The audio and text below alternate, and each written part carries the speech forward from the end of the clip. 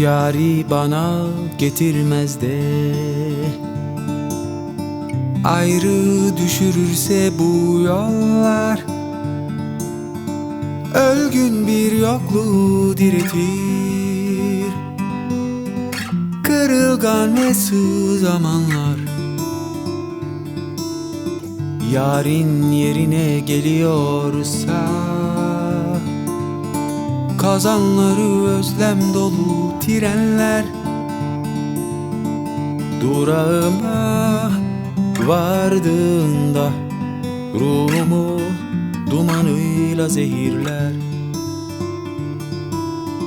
Ekininde umut fidesi için gübrem bitik, toprakları hüsranla sulanmış veteran bir yenik.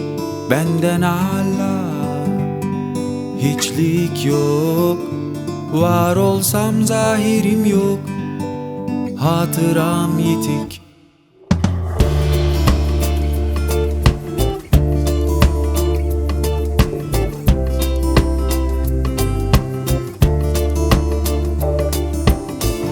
Senin için bir hükmü yok, soğumuş yüreğindeki tüm volkanlar,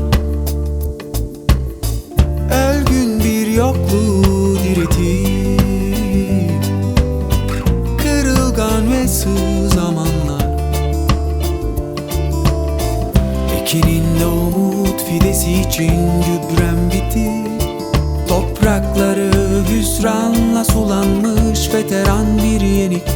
Benden hala hiçlik yok, var olsam zahirim yok, hatıram yitik.